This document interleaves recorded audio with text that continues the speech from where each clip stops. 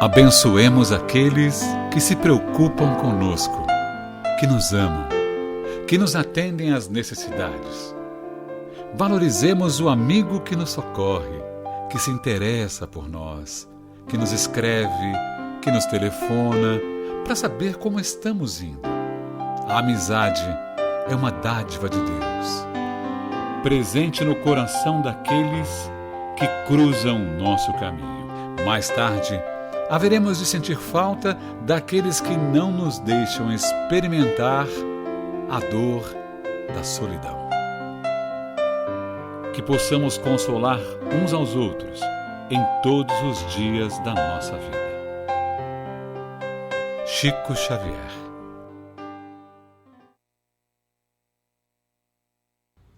Olá, seja bem-vinda, seja bem-vindo a mais um estudo reflexivo da obra O Consolador, proporcionado pelo Centro Espírita de Caridade Luiz Monteiro de Barros.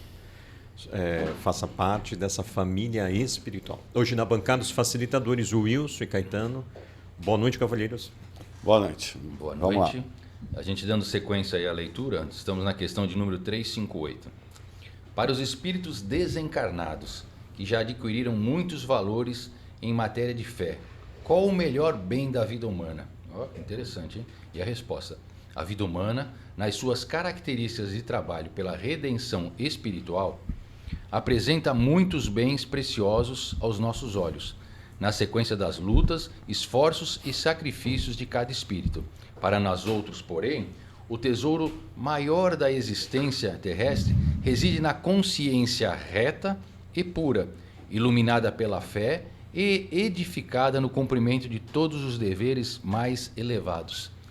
Essa resposta está em consonância com as características do homem de bem, né, descritas por Kardec no Evangelho segundo o Espiritismo, né? Por isso, consciência reta, né? Porque o Emmanuel está lembrando aí das leis divinas, e que a 621 é na 621A. Por que eles vêm nos revelar? Porque a gente esquece as leis e menospreza. Então ele está meio lembrando da importância de nós como encarnados, Emmanuel, né? Recordarmos das leis divinas. E lembrando que tem a pergunta, né? Onde está escrita a lei de Deus, né? Aí tem gente que vai falar, está na Bíblia, está na Torá, está no Evangelho, mas ele fala, não, a lei de Deus já está na consciência do ser, do princípio inteligente, do espírito imortal, desde criado, já traz ali nos germes adormecidos, que vai eclodir quando aqueles espíritos se capacitar para que o seu solo fique fértil e aquelas sementes aflorem. Então essa lembrança ela é realmente importante para o espírito refletir sobre as suas atitudes, né? Então essa consciência reta, ela é graças quando você vive uma vida reta, quando você vive a verdade. Então a gente não pode esquecer que para que você tenha paz na consciência, é preciso você cumprir com seus deveres. Dever de trabalhador, dever de marido, dever de esposa, dever de filho, dever de trabalhador e assim por diante. Você tem deveres, professor, você tem deveres a cumprir. E quando você cumpre de uma forma digna, você fica com a tua consciência mais tranquila. E essa consciência de uma forma digna é você saber utilizar a verdade. Como eu utilizo a verdade na minha vida, né? Sem oferir o outro, mas que desde que a verdade prevaleça na minha vida. Então eu acho que é uma dica aí para a gente poder ter paz. Quando desencarnar, né? Às vezes eu estava ouvindo ontem um relato de uma esposa, que o marido faleceu, também é nosso paciente, e estava contando no último dia de vida dele, nos últimos dias, a apresentação que ele fez para a esposa e para os filhos, falando coisas que ela não imaginava, tendo uma serenidade que ela não era dele, entre aspas, assim, né? Então, assim, às vezes, aquele restante de vida foi a coisa mais significativa que ele teve na vida toda, o de mais importante.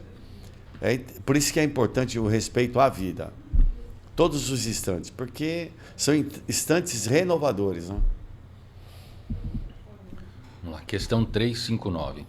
Nas cogitações da fé, o espírito encarnado deve restringir suas divagações ao limite necessário às suas experiências na Terra?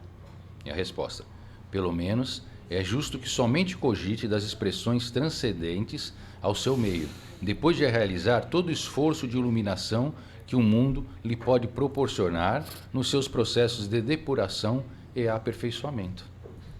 Então ele está falando aqui, né, que a gente tem que aproveitar o tempo aqui e fazer todos os esforços para melhorar, né? Porque quando Kardec pergunta no Livro dos Espíritos, né, qual o objetivo da encarnação, os Espíritos respondem para ele: evolução, aprendizado. E a gente já comentou isso aqui uma vez, a gente vê que quando nas reuniões de desobsessão, muitos espíritos, quando caem em si, que desencarnaram, mas que continuam vivos, né, diferentemente do que acreditavam, caem numa crise existencial pela percepção do mau aproveitamento de tempo na encarnação. Então, vamos refletir nessa resposta, né? Qual o objetivo da encarnação? Aprendizado e evolução. É como se tivesse um mapinha, nós vamos reencarnar. Tem aqui, ó, siga essas instruções. Porque a instrução é de acordo com cada um. Porque cada um tem o seu modus operandi de viver. Então, e saiba que você vai para um local onde as coisas do local te seduzem, te encantam. E às vezes o tempo passa e você não percebe, porque isso tudo cria uma ilusão na gente, né? Na realidade é uma ilusão, que a única finalidade que tem você aqui é a de se melhorar, como o Wilson falou. É de você se tornar uma pessoa melhor que quando chegou aqui. Eu não, os espíritos que responderam para Kardec. Que o Wilson reproduziu aqui. Então, isso é interessante. A gente tem esse manual antes de encarnar, mas a gente esquece. Mas se pudéssemos relembrar isso, e o Wilson, de novo, falou o homem de bem, que está lá no Evangelho, também seria interessante a gente fazer uma leitura para ver como nos encontramos na vida, né? Questão 360. Qual deve ser a ação do espiritista em face dos dogmas religiosos? Isso a gente vê muito hoje em dia, né? Os novos discípulos do Evangelho devem compreender que os dogmas passaram e as religiões literalistas que as construíram sempre o fizeram simplesmente em obediência a disposições políticas no governo das massas. Dentro das novas expressões evolutivas, porém, os espiritistas devem evitar as expressões dogmáticas, compreendendo que a doutrina é progressiva, esquivando-se a qualquer pretensão de infabilidade, em face da grandeza inultrapassável do Evangelho. É porque a palavra dogma, quando a gente pergunta aos professores de filosofia, significa opinião. E aí só depois é que dogma, palavrinha, opinião, fica como algo inquestionável. Veja que Kardec trazia uma bagagem muito forte da filosofia que coloca no Livro dos Espíritos o dogma da reencarnação, uma das perguntas. Porque ele sabia que dogma era o sinônimo de opinião. Então o Emmanuel está alertando, como a gente veio do catolicismo e do protestantismo, nós às vezes criamos esses dogmas teológicos. E cabe agora aos espiritistas, né, ou espíritas, que são sinônimos, se libertar desses dogmas. É interessante que a gente for lembrar de Lutero, ele fez um movimento muito grande para vencer esses dogmas da igreja, na época ali da Inquisição, da venda, né, dos perdões dentro da igreja. E ele tem um trabalho muito forte e não é compreendido naquela época, justamente porque a Igreja Católica, o catolicismo, trazia isso, que precisava ter as indulgências, né, os perdões ali, através da venda, através da monetária. Mas ele ressalta aqui algo nessa resposta, que sempre esses dogmas geralmente foram baseados em política e conceitos do homem, e muito mais que isso, em vaidades, né? Que o homem que criava esses dogmas para criar medo, porque sempre o medo movimenta a massa, né? E a gente vê isso muito nas religiões, até hoje em dia, né? Ah, se você não fizer isso, você vai para o inferno. Se você fizer isso, você vai para o céu, vai ficar com anjinho tocando harpa. Se você fizer mais ou menos, você ainda vai para o purgatório, vai ter uma chance, né? E a gente ainda traz isso dentro da cabeça da gente, o medo, a culpa, né? Isso é complicado. É verdade. Verdade. A gente tem muitos resquícios, né? Do passado religioso, conflituoso. E normalmente os espiritistas, nós espíritas, já passamos por tudo isso. E hoje nós estamos numa fase de tentar se libertar de tudo isso. Porque você é um livre, é um espírito livre, né? Você só está começando a compreender a sua realidade espiritual. E como é que você vive nessa realidade espiritual. Como se encarnado, eu já estou sabendo como me comportar no mundo espiritual. O que eu preciso fazer, entre aspas, para me dar bem. Que até então a gente não tem sabido lidar com essa situação. E por isso que voltamos até espiritualizarmos a humanidade, né? Que ainda habita em nós.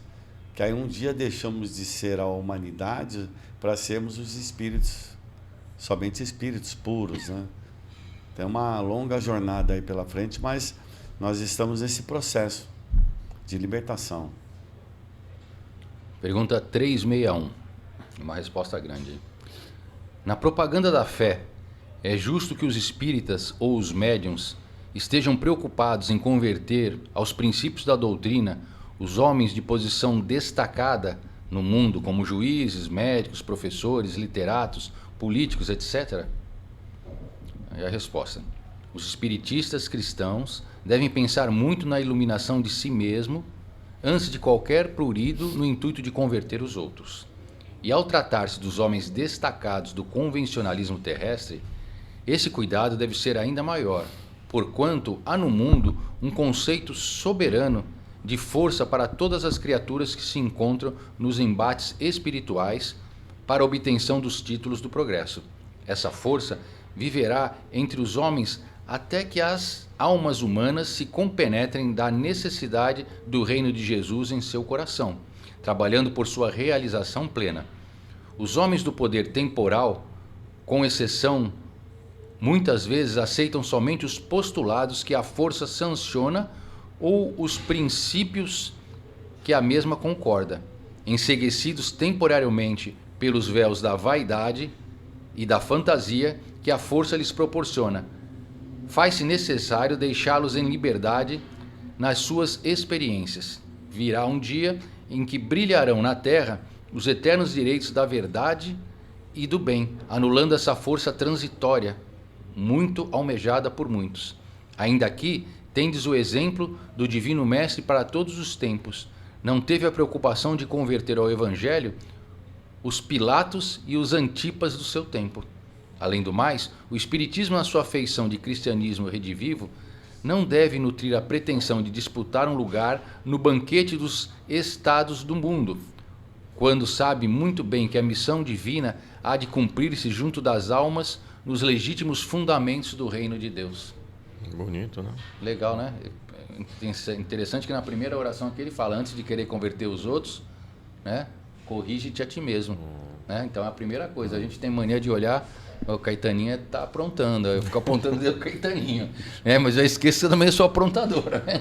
E ele faz um alerta para os espíritas não repetir o que fizeram os católicos, né? De ficar associando ao poder, né? Cuidado, ó, o poder humano é temporário, o poder verdadeiro, real, é o que vem de Deus para os nossos corações. Esse proselitismo, né? Até o Allan Kardec, ele ensina você a fazer esse prosélito na questão do conhecimento, onde você vai saber, não adianta eu falar de espírito se eu não falar de alma antes, né? Mas essa conversão aí, ela é principalmente particular, sua, não é fazer o outro, mas sim você. O outro, ele é convencido pela sua própria mudança, pela mudança que você faz em si mesmo. E aí o outro vê que, olha, parece que isso funciona mesmo, porque tomou uma resolução na vida de fazer mudanças, alterações. Porque senão nós ficamos muito preocupados em transformar os outros, criticando, observando os outros, e esquecemos a nós mesmos. Isso a espiritualidade inferior, ela trabalha muito, de uma forma muito sutil. É como se nos cegássemos para nós e tivéssemos os olhos muito abertos para os outros. E você esquece de si e fica vendo o outro. E ao ponto de você mudar até os valores, porque o teu orgulho, você se torna cego para as coisas. Então a gente tem que tomar muito cuidado, principalmente nas questões de mídias sociais, onde a gente normalmente fica cuidando da vida do outro, vendo o que o outro está fazendo, e você esquece da real necessidade de você cuidar da sua própria vida. Por quê? Porque você veio exclusivamente para isso, para a sua mudança, para a sua transformação da sua vida. O outro não é importante. É interessante, porque junto crescemos, mas quem deve dar importância é ele. Não é verdade? Então a gente perde muito tempo, às vezes, em querendo que o outro faça as coisas, que o outro enxergue. Não devemos perder essa força aí, mas não devemos acreditar que ela seja exclusiva para isso, não. Agora ela é exclusiva para si, para você. Foca em você, né? É dessa forma que eu procuro fazer na vida sem me perder tanto com o outro, porque é a coisa mais fácil. A todo instante a gente está sendo chamado, é o outro, a observação do outro, o julgamento do outro. Porque isso a gente vem fazendo há milhões de anos. Né? Sabe um negócio que você estava falando agora aqui, me chamou a atenção, me lembrou. Tem uma passagem aqui nessa resposta que ele fala, né? Que Jesus não se importou em converter os Pilatos e Antipas do seu tempo. Você vê, a gente sempre tem, Jesus deixou, né? Eu sou o caminho, a verdade e a vida. Em todas as situações, respostas que a gente precisa no dia a dia, se a gente rememorar o comportamento e o período que Jesus, aí desses 3 anos breve que teve, a gente vai ter o exemplo, nesse exemplo dele, todas as respostas que a gente precisa. Então, olha só, preciso fazer força para converter homens da política, médicos, letrados. Jesus fez isso, ele fala, Pilatos, ele teve em contato com os maiores ali, Herodes, Pilatos, Antipas, né? E ele, quando os caras, és Deus, é você? Não, tu que está dizendo que eu não sou nada. Né? Ele tem o exemplo do corpo. Então, assim, olha, a gente tem todas as respostas realmente. É que a gente às vezes não consegue compreender. É como se você colocasse um cálculo de matemática gigante na frente de uma criança que ainda não tem a compreensão das equações. Né? Jesus na nossa frente com todas as respostas. E a gente não consegue enxergar. E a gente repete isso facilmente, né? Até mesmo nas nossas associações da vida, a gente fica muito preocupado em conquistar figuras notáveis ou notórias aí na área da saúde e assim por diante. Converter, né? Do que você fazer o seu trabalho. O negócio é você fazer o seu trabalho. Não é bacana, não é interessante isso? Sim. E existe uma certa preocupação. Eu vejo assim, a espiritualidade inferior, ela é, entre aspas, sábia, porque ela faz se anular, se esquecer para ficar cuidando da vida do outro. Ah, não, vamos ver se o outro se tornar espírita, se o outro ele vai trazer mais. Não tem nada a ver. Aqui é para a sua melhora, não é do outro. Você entendeu? Então, existem essas ciladas aí na vida. E a gente tem esse tipo de preocupação. E a Joana Diante fala nos seus livros, desculpe interrompê-lo, ciladas, isso mesmo. Porque eles aumentam as nossas distrações, as nossas ilusões. Essa a ideia. É isso aí. Aqui no aparelhinho, né? As nossas distrações. Você sabe que eu estava conversando lá com o Dr. Paulo César e veio um negócio que você falou agora. Quando ele foi escrever o primeiro livro dele, que ele fala 10 anos atrás, que ele não era escritor, ele chegou lá no centro lá e aí falaram para ele que tinham deixado um monte de anotações prontas para um próximo livro. Daqui a pouco eu vou lembrar o nome do médium lá, que é o que trabalhava lá. E aí ele falou, e onde é que está isso? Está lá ali naquela salinha. Ele entrou lá na salinha e falou, cadê? Era uma pasta, ele falou, um amontoado de papéis, estava num chão. Ele falou que sentou lá, era 4 horas da tarde. Quando era 7 horas da noite, o funcionário tinha que ir embora. Chegou o doutor Paulo César, você vai ficar aí ainda? Já são 7 horas da noite. Ele falou que perdeu a noção do tempo, da riqueza de material que era para aquilo, né? Aí o funcionário falou para ele, doutor Paulo César, isso aí já está um tempão aí, acho que era bom o senhor juntar, compilar e fazer um livro disso daí, né? Aí ele falou assim, eu não tenho tempo, eu sou médico, tenho outros afazeres, eu nunca escrevi, né? Isso aí fica para a próxima vida. Quando ele levantou, um papel que estava na prateleira caiu na frente dele. Ele falou assim, não tinha vento, não tinha nada, hein? Mas caiu. Aí eu fui ler uma mensagem, uma psicografia falando de como a espiritualidade inferior age para que a gente protele as nossas funções. E aí ele fala assim, e entre um dos tópicos era a preguiça. Ele fala assim, Preguiça. então ali eu estava manifestando a preguiça de um negócio que foi. Aí ali eu entendi que eu tinha que escrever o livro. Então isso que você falou. Eles usam aí das artimanhas. Como é o nome do livro da Joana? O nome do livro eu não sei, mas a mensagem é as ciladas. As ciladas que eles colocam na nossa vida de diversões, né, de coisas gostosas. Ah, vamos pra festa, vai ter aquela balada, vai ter uma bebidinha, o teu grupo lá vai fazer o churrasquinho. Pô, tu vai ficar aí lendo livro espírita, tu vai se dedicar a escrever. Pô, tu é... Como é que é o termo que usa na igreja? É beato? Beato Salu, né? Vamos lembrar do rock santeiro aí. Então, Beato Salu. Então a gente ainda escuta muita coisa assim, né? Mas é bem bacana, né? Mas é engraçado isso. É porque a gente tem que pensar. Como nós somos inferiores, então nós estamos muito mais próximo dos inferiores do que dos superiores. É natural isso.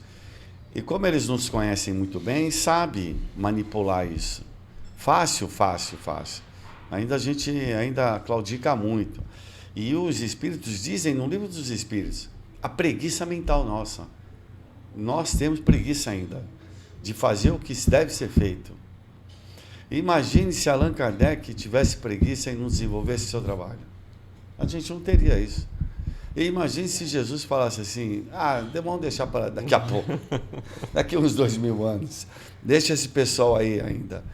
Então, precisamos estar ativos para a construção desse ser novo dentro de nós, né? E realmente essa questão da preguiça ela é muito perceptível na nossa vida, né? Nós vamos entrar agora no tema... Dr. Paulo César? Nós vamos entrar no tema agora prosélitos. Você citou agora há pouco. Questão 362. Poderemos receber um novo ensino sobre os deveres que competem aos espiritistas? Então, querendo saber se vai chegar a ensinos novos, né? E a resposta: não devemos especificar os deveres do espiritista cristão, porque palavra alguma poderá superar a exemplificação do Cristo, que todo discípulo deve tomar como roteiro de sua vida. Nossa, a gente acabou de falar isso, né? O exemplo do Cristo, né, Alessandro? Sim, o Wilson lembrou, né, que se as pessoas, né, nós parássemos, o Cristo já... Por isso que ele é mestre, né? O guia é modelo da humanidade. Eu me equivoquei aqui, eu só li a metade da resposta. Deixa eu continuar aqui, desculpa, porque eu estou no celular aqui, mudou de página aqui.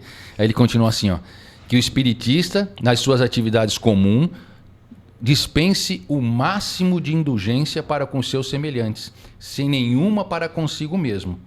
Porque antes de cogitar da iluminação dos outros, deverá buscar a iluminação de si mesmo no cumprimento de suas obrigações. Poxa.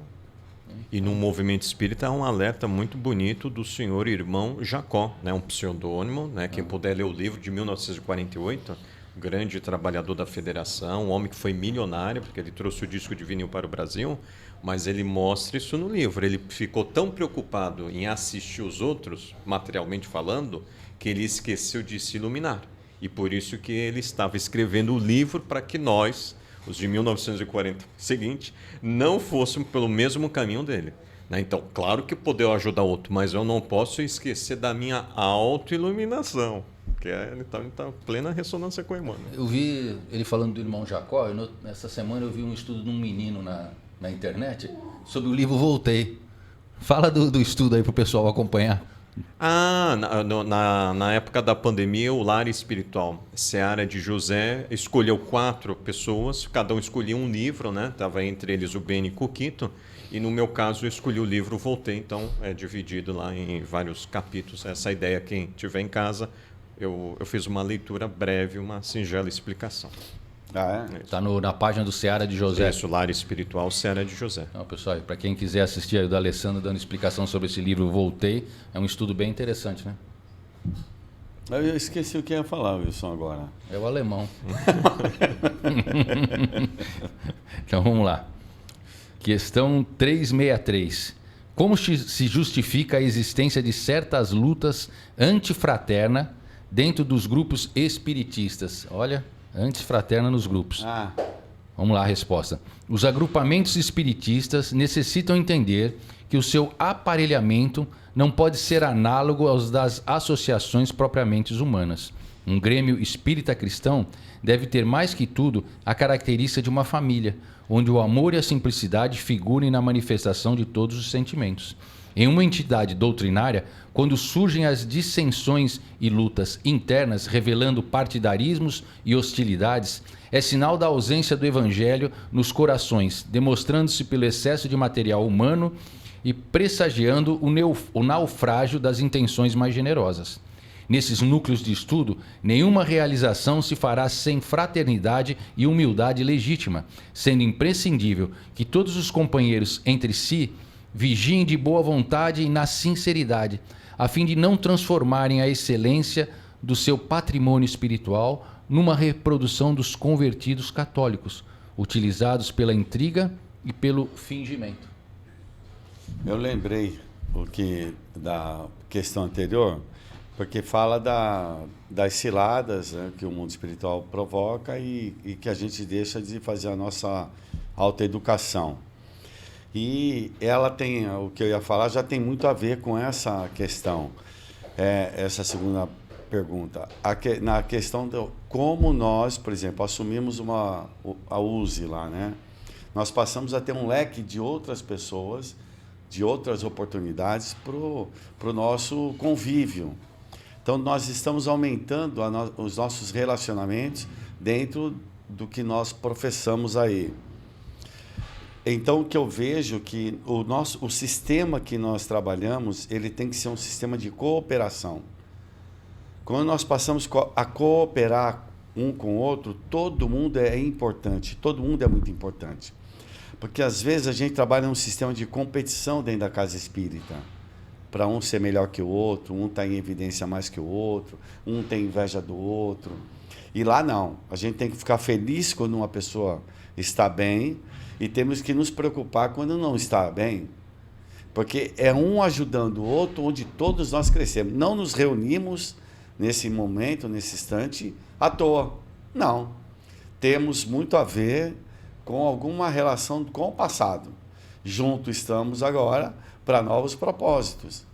Mas se dentro da casa, de uma sociedade, a gente unir os corações e entender a importância de cada um, isso aí é significativo para o crescimento de todos.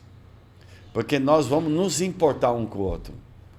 E às vezes ainda nós estamos lá atrás, o sistema de competição, onde a gente tinha uma hierarquia, a gente tinha simbolismo, tinha uma série de coisas que adjetivavam a nossa vida de acordo com os nossos relacionamentos. Se é uma pessoa boa, se não é uma pessoa má, se era uma pessoa saudável mentalmente, ou então uma pessoa vaidosa, orgulhosa. Então, eu vejo que nós precisamos modificar isso aí. Estamos lá dentro de uma instituição, união total. Assumimos outras instituições, outros órgãos, uma união. Dentro do trabalho, da escola, do consultório, uma união. Porque quando passamos a falar bem um do outro, a elogiar um outro, as coisas melhoram. Mas quando começamos a ter diferenças, porque elas existem, mas onde elas vão prevalecer sobre a cooperação, e aí vai haver as dissensões, a separação e a ruptura. Isso não, nós já fizemos muito lá no passado. Nós não estamos aqui mais para fazer rupturas. Porque às vezes a gente cai nessa cilada. Eu mesmo, às vezes, lá numa direção da instituição, às vezes me pego. Opa, Caetano, calma lá. Não é para romper, é para unir. Porque a coisa mais fácil é romper. Uhum. Quantas pessoas chegaram lá com a cartinha, Caetano, estou me demitindo, não quero mais ser isso, não quero mais ser aquilo. Falei, calma, vem cá, vamos conversar. Porque isso aí nós já fizemos. Nós estamos agora para somar. Ah, não é tão simples assim, não é simples. Não é tão fácil, não é fácil. Porque precisa quebrar os nossos preconceitos, a nossa vaidade, o nosso orgulho, né? Às vezes você vai achar que vão achar que você é bobo, que você não tem sangue de barata. Então é complicado, porque é fácil brigar, é fácil separar. Agora o duro é manter. Porque a gente vai aprender a viver com as diferenças. Olha aquele programa que nós fizemos lá do Wallace Leal. Poxa, eu não sabia daquela situação, não sabia da condição dele. Que ele veio com o arquétipo feminino num corpo masculino. Ele construiu tudo num corpo, um psiquismo feminino num corpo masculino. Naquela época, que veio todos os traços de um papel feminino que ele exerceu numa vida passada. Olha, Difícil, né? Muito difícil. Hoje a gente já compreende um pouco melhor, mas com muita dificuldade. Mas imagine naquela época, né? E ainda você vem com todas as características da sensibilidade artística, estão todo o potencial aflorado. Quem é que compreende isso? Então você é um infeliz dentro de si próprio, entre aspas, né? Então, para que a gente possa compreender melhor a necessidade de se tolerar, de tolerar o outro, para poder unir essas forças e fazer esse progresso, né? Bom, então agradecemos os facilitadores. Vai acabar Caetano, já? Acabou já. A equipe técnica deu a dica aqui, os 30 e poucos minutos necessários. Senão... Tá bom. Você que manda, D'Alessandro. Não, foi a equipe técnica. Ah, foi? Então tá bom. Agradecemos os facilitadores Caetano, Wilson e você que pode fazer observações da Rede Mundial de Computadores para que esse programa chegue em outros corações. Com a permissão divina, nos vemos aqui a 15 dias. Muita paz a todos.